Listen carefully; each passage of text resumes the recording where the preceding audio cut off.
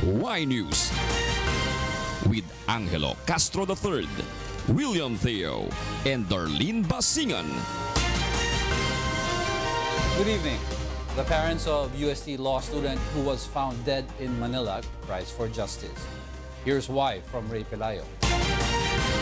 The Manila Police District is now conducting a follow-up operation on another hazing incident that led to the death of a law student. This afternoon, the parents of the victim signed a sworn statement in the MPD headquarters. Based on the MPD report, a Chinese General Hospital staff called them up at around 11:45 in the morning yesterday to report of receiving a male who was already dead on arrival. In its initial investigation, the MPD identified the victim as Horacio Castillo III, 22 years old, and a resident of number 6 Arguilla Street, San Lorenzo Village, Makati City. The victim's body was discovered by Paulo Solano Zarate, a medical technologist of San Lorenzo Hospital, at around 7:50 in the morning at the corner of H. Lopez Boulevard and Infante Street in Balut, Tondo, Manila. He immediately brought the body to the Chinese General Hospital, where it was declared dead at around 9:20 a.m. The victim sustained hematoma on both arms and several abrasions and hint of candle drops in the different parts of his body. Castillo's remains are now at the Archangel Funeral Homes. I'm going back to my son.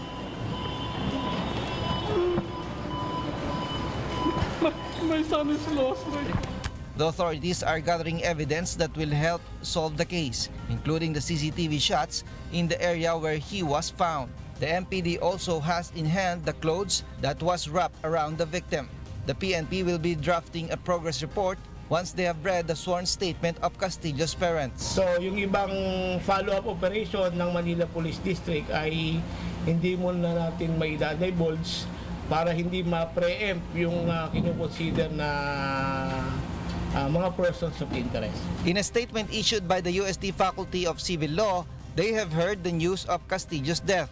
They also implemented the immediate suspension of all officers and members of Aegis Juris Fraternity and barred them from entering the campus while the investigation is in effect. The Castillo family is crying for justice as they transfer Horacio's remains to the Heritage Memorial Park in Taguig City. Ray Pelayo, UNTV, News and Rescue, Manila.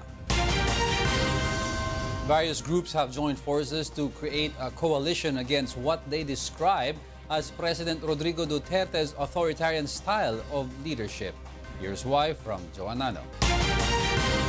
Their concerns over the alleged existence of extrajudicial killings and the administration's disrespect to human rights and rule of law are what encouraged various groups to join forces to create a coalition they call Tindig Pilipinas. The new coalition is composed of cabinet members of former President Benigno Aquino III, members of the Senate Minority Bloc and Independent Minority Bloc in Congress, the Magdalo Group, and Akbayan, among others. Aside from their worry over the Duterte administration's war on drugs, the members say they formed a coalition to also fight against what they describe as President Rodrigo Duterte's authoritarian style of leadership. Let us provide resolute resistance when official actions violate our country's core beliefs. All of us have the right to demand and the duty to say, not in our name. In the name of good governance, we call upon the President to stop weakening, if not destroying, our democratic institutions. Senator Kiko Pangilinan meanwhile denies that the Liberal Party created the said coalition to oppose the actions and policies of the incumbent president. Ang suporta po natin, ako bilang Pangulo, ay nasa level pa lamang ng personal. Although ang minority group sa Senate, lahat po ng senador ay sumusuporta po sa inisyatibang ito. The coalition is set to hold a protest on Thursday, September 21 to commemorate the 45th anniversary of martial law. On the other hand, President Rodrigo Duterte says he is not worried over the actions against his leadership. Ang gusto ko, magsama kayo lahat na magpaghinakit sa akin. Kayong lahat ng mga NPA sa bukid, sa Davao, sumali kayo. Bumaba kayo, mag-order ako sa military, walang hulihan. Huwag lang kayo magdala ng armas, makihalo ka dito sa protesta. Huwag lang ho kayong gumawa ng kalukuhan, sirang ano. Joanano, UNTV News and Rescue, San Juan City. President Rodrigo Duterte invites the United Nations Human Rights Commission to install its own satellite office in the Philippines. Victor Cosare will tell us why. President Rodrigo Duterte has personally conveyed his condolences to the family of SPO1 Junior Hilario. Hilario was a Caloocan police officer who was killed in an anti-drug operation in Caloocan City on September 8. The president bestowed the Lapu-Lapu Kalasag Medal to Hilario for getting killed upon his performance of his duty. Hilario will be buried at the Libingan ng mga Bayani on Wednesday. Meanwhile, the president once again mentioned about his plans of using the slashed budget of the Commission on Human Rights to procure body cameras that the police operatives will be compelled to use in their operations. Kaya ang sabi ko, wag na lang ituloy yan. Kung ayaw ninyong ibigay, wag. Ibili ko yan ng mga kamera. So nobody sa police will operate without a camera na dala nila sa tao. Kung matuluyan, but that would be, and it will be strictly followed, and media is free to cover. The president also reiterates he is not abolishing the Commission on Human Rights. He also invites the head of the United Nations Human Rights Commission to install its own satellite office in the country. On another matter, the president states that he is not declaring September 21 as a holiday. Instead, declares it a day of protest and that everyone is free to participate in any protest actions. Several groups have already signified that they will be staging a widespread protest action in commemorating the anniversary of the declaration of martial law. Victor Cosare, UNTV News and Rescue, Philippines. Priest Chito Suganob's ordeal from the hands of the Maute terrorists is finally over. Here's why from Victor Cosare. Sa lahat, salamat at saka I pray for you. God bless you all. Pray for me for trauma healing recovery. Thank you very much. God bless you. Mario, physically strong, handsome. This has been the message of Priest Chito Suganob to the members of the media after he was rescued by the military from the Maute terror group last Saturday night amid the government troops' clashes with the terrorists.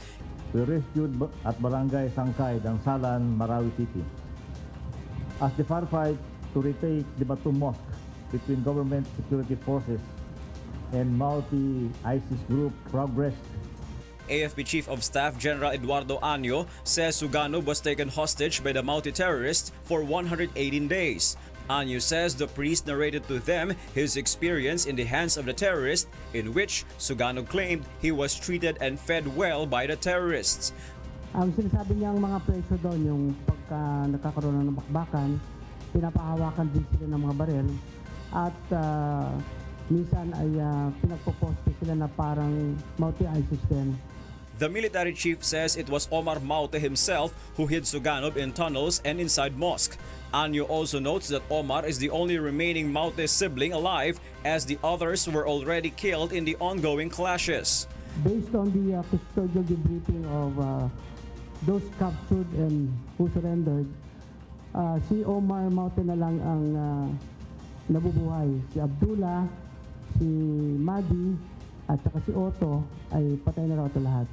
May mga siblings din doon na hindi naman prominente na dalawang Maute din, but we feel that they're not significant. Because of this, the military is hoping that it would be easier now to defeat the enemies, especially since the area of their stronghold has been reduced to about 10 hectares. Aside from Suganob, also rescued was a teacher in Dansalan College. Victor Cosare, UNTV News and Rescue, Philippines. Meanwhile, the Armed Forces of the Philippines ensures humane treatment to terrorists and hostages turned combatants who would surrender in Marawi City. Rosalie Cos will tell us why. Though the military is still verifying the information that some members of the terrorist group could have sent feelers to surrender, the AFP ensures that anyone from the terrorist group or hostages turned combatants who would like to surrender will be treated humanely. But they have to raise a white flag to indicate their surrender. However, if they are carrying arms and firing against government troops, the soldiers and policemen have to defend themselves. We know the rules of war. And if there's a white flag flying out there for an individual o isang tao man lang na nagnanais sumuko, rerespetuhin po ang karapatan niya at siya po ay tatratuhin ng maayos. The Armed Forces of the Philippines said the number of remaining forces of the ISIS-linked multi-terrorist group in Marawi City might have been increased. From 60 terrorist members, it could have increased to 80. AFP spokesperson Brigadier General Restituto Padilla said this is because some of their hostages are just forced to fight with the terrorists. Because of news and information that indicated that perhaps some of the hostages previously held have been forced to join the ranks. Meanwhile, the terrorist group is believed to have been holding 40 to 60 hostages. Rosa Licoz, UNTV News and Rescue, Malacanang. The Department of Public Works and Highways, or DPWH, sees the 5 major projects it will push for next year to justify its proposed budget. Nel Maribuhok tells us why. The Department of Public Works and Highways is the second government agency with the highest proposed budget for 2018, which amounts to 643 billion pesos. The said budget will cover the implementation of its line of infrastructure projects. Senate Committee on Public Services Chairperson Senator Grace Poe asked the DPWH for its recommendation on the projects that should be under the Emergency Powers Bill that is expected to resolve the country's traffic problems, particularly in Metro Manila. DPWH Secretary Mark Villar says the agency sees the 5 major projects, namely the Skyway Extension, SLEX and Lex Connector Road, the 12 bridges along the Pasig River, the Laguna Lake Highway, and the Harbor Lake will be the answer to the long-time traffic problem. The projection is that the combined vehicular traffic that will be absorbed by these 2 projects is about 100,000 a day. So I think just on these projects alone, there will be a significant impact on the traffic in the Metro Manila. Senator Poe, on the other hand, says although the immediate implementation of these projects is imperative, high-quality assurance should be an utmost guarantee. Yun yung papayagan natin sa alternative sources of bidding. Yes. Napapayagan natin doon, not necessarily the lowest bidder, but the best. The DPWH targets to complete most of these projects by the middle of President Duterte's term. Nel Maribuhok, UNTV News and Rescue, Senate of the Philippines. In other news, the lower house asks the Metropolitan Manila Development Authority, or MMDA, to give consideration to congressmen in case of minor traffic law violations. Here's why from Grace Castillo. House Majority Floor Leader Congressman Rudy Fariñas asked for consideration from MMDA on behalf of congressmen in case of minor traffic violations, especially when they're on their way to attend House sessions. Fariñas explains that their job as representative of the people is important, especially when they have to put a vote on several issues. But Fariñas assures that once the session is over, the concerned lawmaker will report to authorities to face his or her violation. Kaya nga po, maski makakommit ng offense, limbawa, nakasagasa, na sugatan yung tao, pag napakilala congressman yan, tsaka na uhulin. Ang aming rules po, pag natapos ang session, isusurrender ni speaker yung member sa inyo. At talagang mapakita na talagang congressman siya, huwag niyong dalhin sa presinto. Kasi pag dinala niyo sa presinto yan, hindi na po siya makakapag-perform ng kanyang functions. Senators and congressmen are entitled for immunity as stated in the Article 6, Section 11 of the 1987 Constitution, meaning lawmakers in all offenses punishable by not more than 6 years of imprisonment are privileged against arrest while the Congress is in session. But some members of the public expressed opposition to Fariñas' request. Hindi, ano pa rin, panagutin pa rin kasi kung sa batas naman is kailangan parang the law applies to all, otherwise not at all. Siyempre po, nag-uumpisa yan sa mga minor na kaso po, violation po. Tapos doon po nag-uumpisa yun. Kaya minsan po nagkakaroon ng malalaking disgrasya po. The House of Representatives is now strict in implementing their rules in session. Entrances in plenary are closed by 4 p.m. Lawmakers who failed to enter the session hall by that time will be considered absent. Grace Castillo, UNTV News and Rescue, House of Representatives. Several transport groups are set to file a petition tomorrow which seeks to increase the minimum jeepney fare to 10 pesos. Joan Nano will tell us why. Amin pong ipapile to in preparation para doon sa pagtaas po ng fare ng petroleum product. Sa ngayon ay na-encounter namin yung taas ng aming mga spare parts, mga gulong, batteries, na kung saan po ito yung mga imported at kailangan pong matugunan ang pangangailangan ng aming mga driver. The groups Pasang Masda, FEDJUDAP, ALTODAP, ACTO, and One Utak will file a petition at the Land Transportation, Franchising and Regulatory Board or LTFRB to seek a 2 peso minimum fare increase on jeepneys. However, several passengers are against the plan of the transport groups to seek an increase in minimum jeepney fare. Yung sahod nga, hindi nga po tumataas, di ba? 8 pesos nga, syempre, mabigat na rin yung para sa aming mga commuters. Tapos gagawin pang 10 pesos, paano na lang kami, di ba? Piso lang ngayon, ma'am, mahalaga na eh. Yung pa kaya doon ang idadagdag nila sa pamasahe, di ba? Unfair naman sa aming mga commuters kasi parang sobrang laki, maliit na ngayon sahod, tapos lakihan pa yung pamasahe namin. The National Council for Commuter Safety and Protection has initially agreed for a fare hike but noted it should go beyond a peso. Meanwhile, the transport groups Piston and the Stop and Go Coalition are set to conduct another transport strike against the government's jeepney modernization. Piston will hold its 2-day transport strike from the 20th to 21st of September, while the Stop and Go Coalition will conduct its own strike on the 25th and 26th of this month.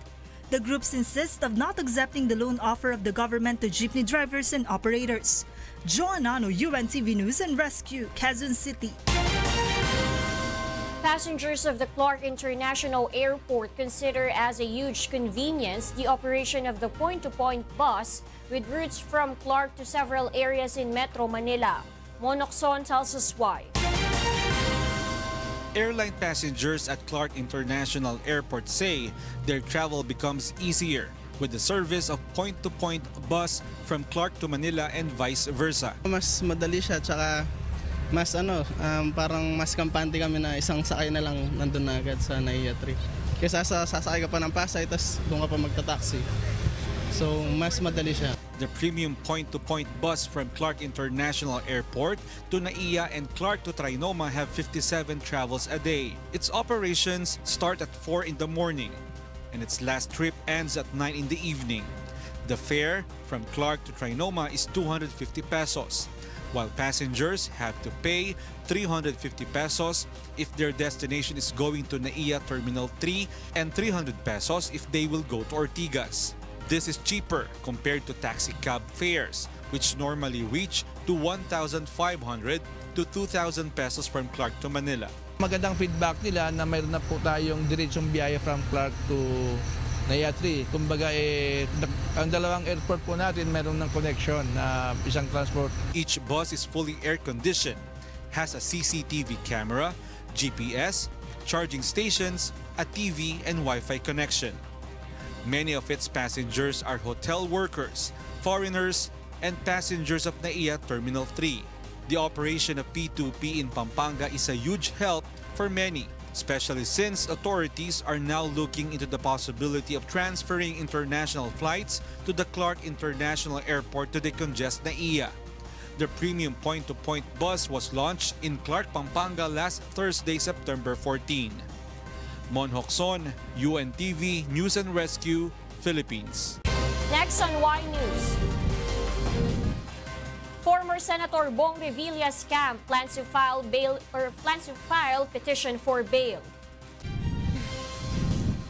Senators move to fast-track postponement of village polls and the abolition of road board. And Philippine Urological Association accords UNTV and Radio La Verdad programs for supporting the association's drive to care for the public's urinary system. Y News will be right back.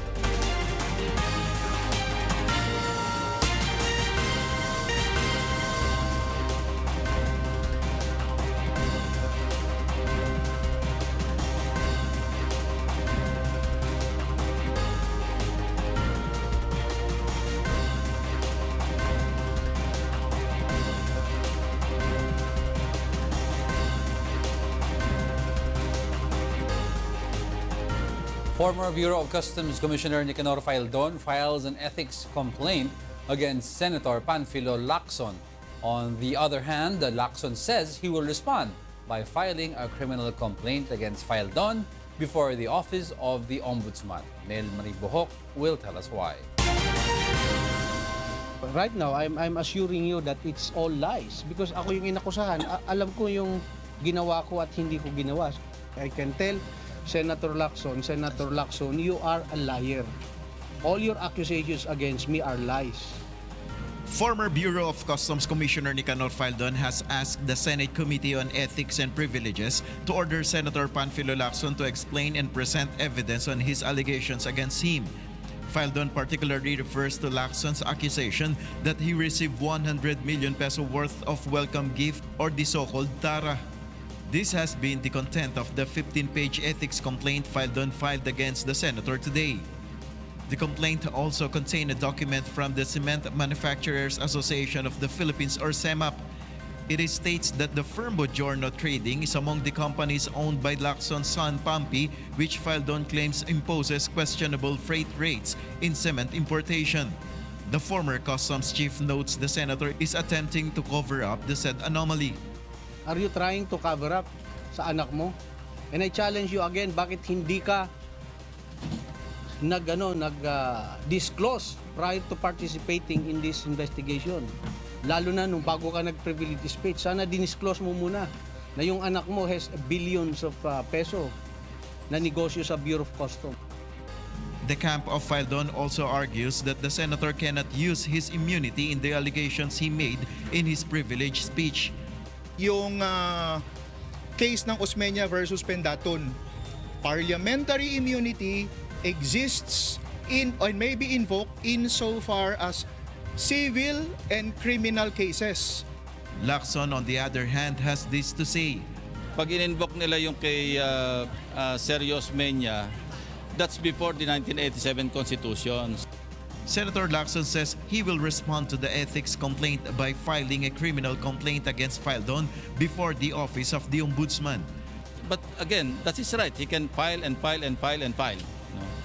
But ang response ko sa kanya is I'm also filing a criminal case against him at the Ombudsman. The senator says it's just taking him a long time to find evidence against the former customs chief. Nawawala mga papeles sa Bureau of Customs. Ang hirap maghanap. Pag naghahanap ng dokumento, lagi nawawala. Lacson, however, refuses to comment on the other allegations of Faildon. Nel Maribohok, UNTV News and Rescue, Senate of the Philippines. The camp of former Senator Bong Revilla Jr. will file another bail petition following the release from prison of his co-accused former Senator Jinggoy Estrada last Saturday. Here's why from Grace Cassie. The camp of former Senator Bong Revilla Jr. is studying the possibility of filing a new bail petition before the Sandigan Bayan. According to his wife, Bacoor City Mayor Lana Mercado Revilla, the release of former Senator Jinggoy Estrada gives them hope that the former senator would also have a chance to be out of jail. Prayers lang po talaga. We are hopeful after what has happened. We are hopeful, but still it lies on the hands of our justices sa Sandigan to decide. So I hope it would be positive, and we are all praying dahil matagal na ho na kaming nagtitiis. The mayor vows that once the anti-graft court allows her husband's release from prison, he will never evade all accusations against him. On September 25, and it is his ardent wish, his birthday wish, na sana po ay makalabas po siya on bail. Haharapin naman niya lahat itong mga accusations sa kanya. Hindi naman niya ho ito tatalikuran. Iba lang ho talaga kapag nakalabas ka at kapiling niyo po ang mga mahal niyo sa buhay. The former senator said it was in 2015 when his petition for bail was denied. Revilla and Estrada are both facing plunder charges before the anti-graft court for the alleged anomalous use of their pork barrel funds. Grace Casin, UNTV News and Rescue, Philippines. Some respondents in the case involving the 6.4 billion peso worth of shabu shipment from China faced the preliminary investigation of the Department of Justice, or DOJ, earlier. Aiko Miguel will tell us why. The Department of Justice begins the preliminary investigation into the smuggling of 6.4 billion peso worth of shabu shipment from China. Present in today's hearing were respondents Irene Tatad of the EMT Trading, the consignee of the illegal shipment, businessman Kenneth Dong, and retired Colonel Neil Estrella, the former BOC intelligence chief. The three submitted their counter affidavits and took an oath. Also appearing before the preliminary hearing were Fidel Anoche D, the caretaker of the warehouse, and Richard Tan, the owner of Hongfei Logistics. Failing to attend were customs broker Mark Taguba and TJ Marceliana. For respondent Taguba, Richard Tan, and TJ Marceliana, they are given until September 25 to submit their counter affidavits, considering that the subpoena were served to them only last September 13. Attorney Raymond Fortun, the legal counsel of Taguba and Marceliana, vows that the two will attend in the next hearing, noting his clients no longer need to appear before the DOJ. Fortun says they are also ready to present what he claims is factual and legal arguments against the complaints. Si Mark Taguba, hindi man lang niya alam na kung ano yung laman ng container na yun, yet nandito at mukhang humaharap ngayon sa isang kaso na non-bailable offense. Pero yung pong mga tao na dapat po na sampahan ng kaso, yung pong nagpadala ng droga, bakit wala po dito sa asunto na to? Also facing charges are Taiwanese nationals Chen Min, Ju Mingjun, and Manny Lee, who were no-shows during the preliminary probe. Mr. Chen Min, Mr. Ju Mingjun, Mr. Manny Lee are considered to have waived their right to submit counter affidavits. They were duly notified, but they failed to submit and to appear and to submit any controverting evidence. And the only recourse for me is to waive their right to submit their counter affidavits.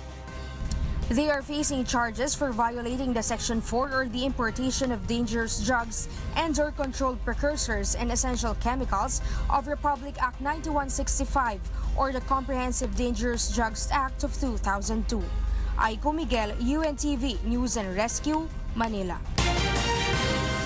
Meanwhile, the Office of the Ombudsman is set to file charges against Iloilo City Mayor Jed Patrick Mabilog and City Councilor Member Plaridel Naval II over their alleged violation of the Anti-Graft and Corrupt Practices Act. The charges stem from the allegedly anomalous towing deal entered into by Mabilog and Naval with a firm called 3L Towing Services in 2015. The Ombudsman says the two colluded in forming the 3L Towing Service and installed a certain Lenny Garcia to act as its owner. It further alleges the Iloilo City officials awarded a memorandum of agreement to the company without having it undergo proper bidding. The Ombudsman says the anomalous act is in violation of the Republic Act 3019 or the Anti-Graft and Corrupt Practices Act. In other news, senators moved to expedite the postponement of the barangay and SK polls as well as the abolition of the road board. Here's why from Nel Maribojo. Senator Richard Gordon has sponsored the plenary of the proposed postponement of barangay and Sangguniang Kabataan elections to October 2018. According to the senator, he is planning to withdraw the controversial provision of giving the president the authority to appoint an officer in charge. Para matapos ito, to withdraw the right of the president to appoint or the power of the president to appoint those barangay officials that may have a record of drugs. So that has been taken out. The senator said he will just push for other amendments on the proposal. Some senators has also called to fast-track the abolition of the road board. This after the road board officials failed to attend the budget hearing and only sent a letter saying the road board is currently not under the DPWH. Interestingly enough, when we got the letter, it was signed by the road board executive director.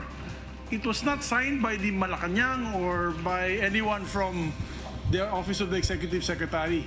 It appears, Your Honors, that the road board does not want to appear in our hearings for the budget.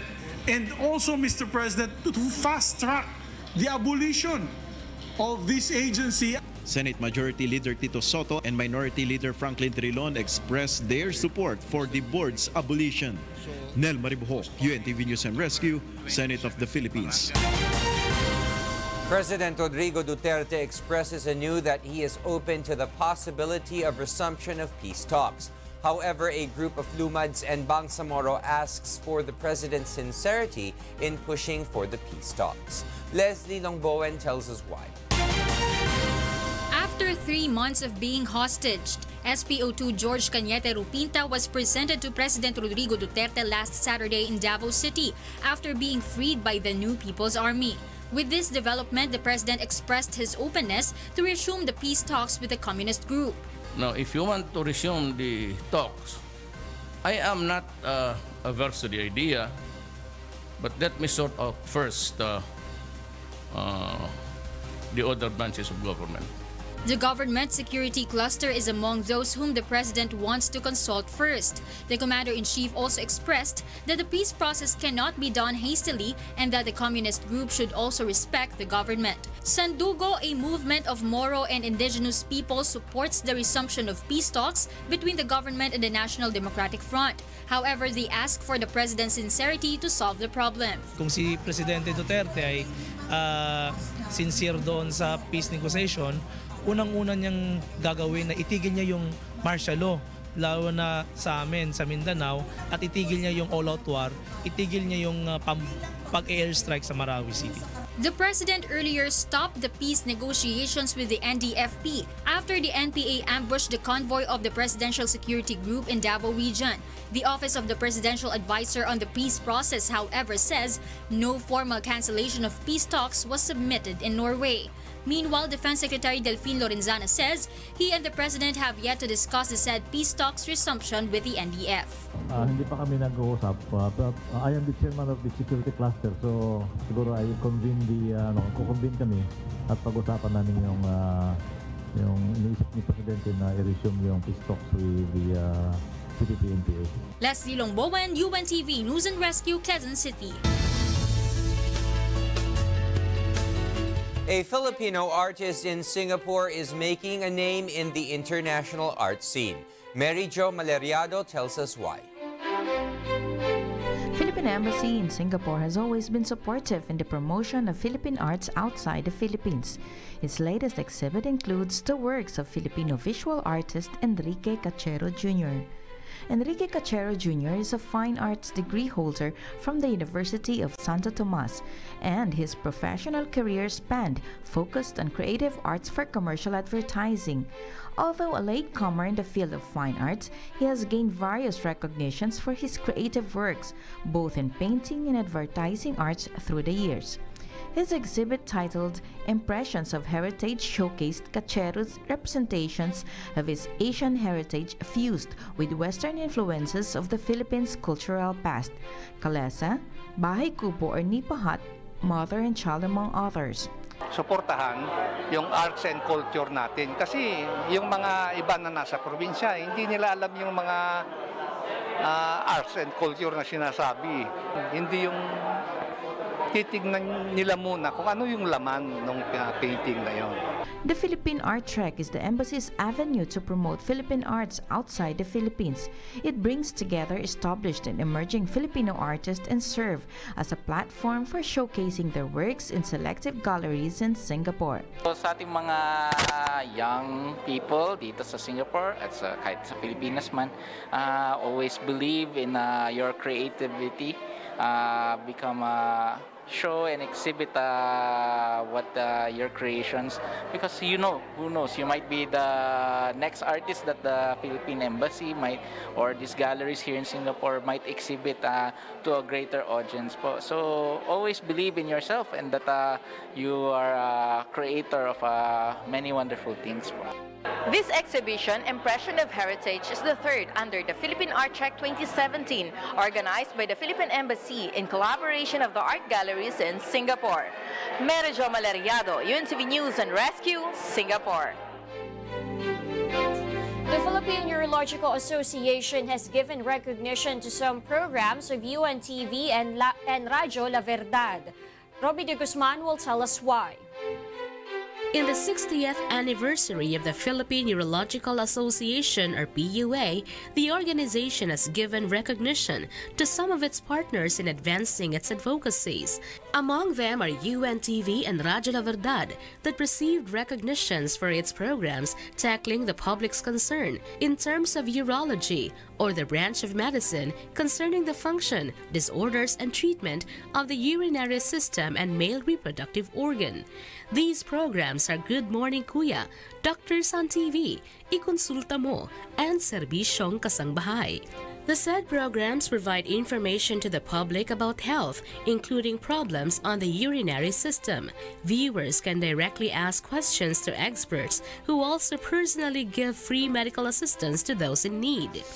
Pag may mga humingi ng tulong ng mga kababayan natin, dahil partner natin sila, binibigyan natin sila ng referral doon. And they're very nice, they don't charge. The PUA is extremely grateful to UNTV and Radyo La Verdad for their continuous support to the organization. Yung tulong na ginawa sa amin ng UNTV in behalf of Dr. Joseph Lee's effort in promoting our projects in the Philippine Urological Association. Ang laking tulong noon, kasi marami kaming interviews in UNTV. Pag may kailangan kami sa UNTV, they're there right away. Robbie De Guzman, UNTV, News and Rescue, Philippines. Meanwhile, forecasters say Hurricane Maria will strengthen rapidly into a major hurricane as it ripped into the Caribbean. The U.S. National Hurricane Center said Maria's strength is building as it approached the Lesser Antilles, estimating its winds near 90 miles per hour or 195 kilometers per hour. At about 4 in the morning in the Caribbean, Maria was about 130 miles east-southeast of Dominica. Hurricane conditions are expected for Guadalupe, Dominica, Martinique, and St. Kitts and Nevis and Montserrat, and the Hurricane Center warned Puerto Rico to monitor the storm. The British Virgin Islands and St. Martin, which were devastated by Hurricane Irma, are under a hurricane watch, as well as the U.S. Virgin Islands and Anguilla. Coming up on Y News. The United States and South Korea conduct bombing drill in the Korean Peninsula. Wish covers wishful 20 now down to 19 after its first elimination round. And Malacanang PSC Kamao, DA Food Masters and DOH Health Achievers emerged as victors in the UNTV Cup 6 triple-header game. More from Y News after this break.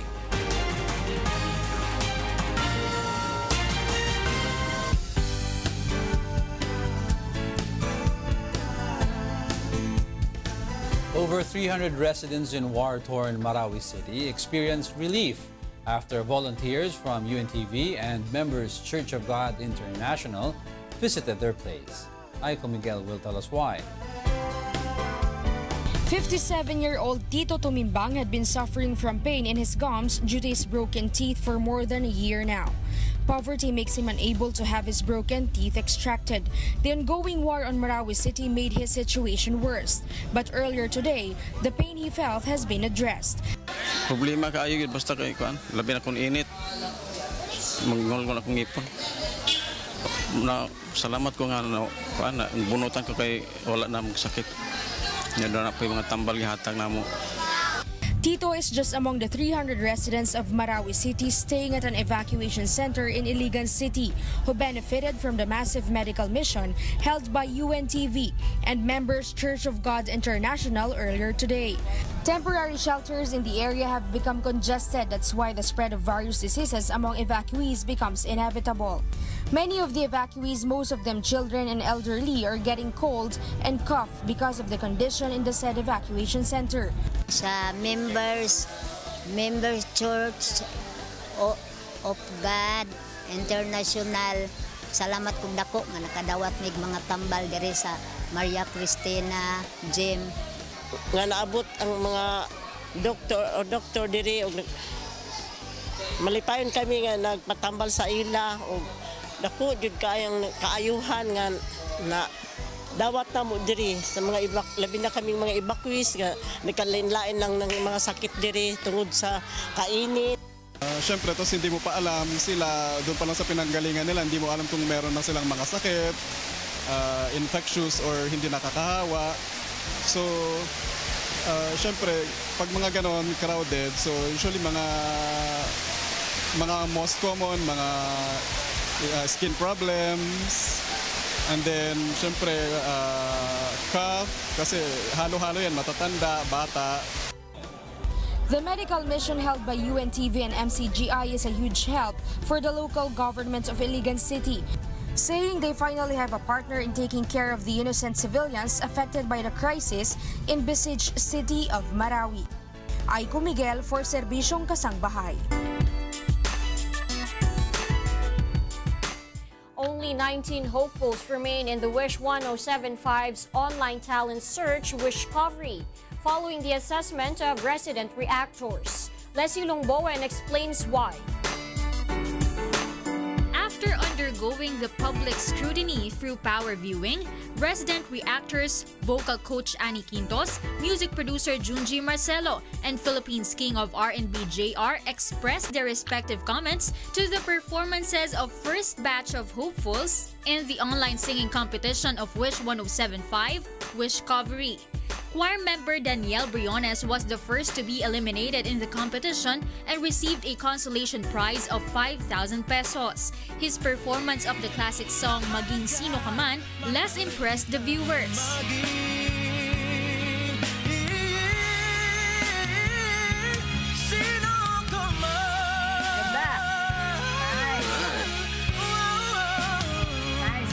Pag R&B ka, marunong ka kumulot, there's something na parang minsan less is more. Despite this, Danielle was thankful for the opportunity to sing on the one and only Wish Bus.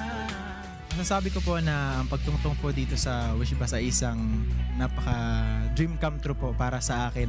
Isang napakalaking experience po na iti-treasure ko habang buhay po na makakanta ako sa Wish Bus. Also undergone assessment was theater performer from Cavite, Alfreds Blanche. Nagmamakaawa, kunin mo ng lahat sa akin, waghang siya.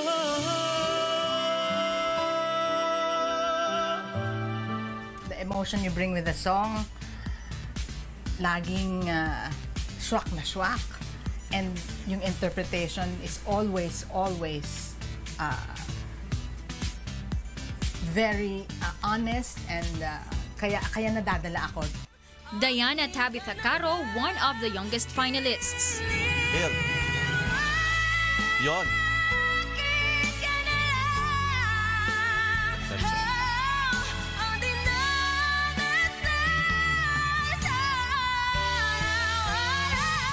Meron kang skill at may sensibility. You just have to overcome the nerves, lalo na sa mga first few fights. And Carmela Ariola of Batangas, who ranked number 1 with a final score of 89.73%. Yun na.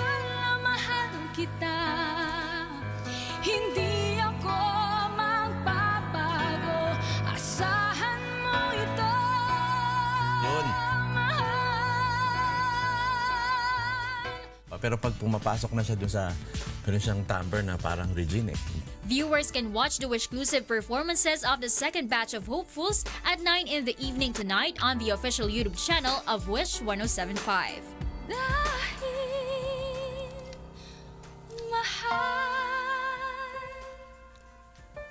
Mahal na mahal kita, hindi ako magbabago. Leslie Longbowen, UNTV News and Rescue, Philippines.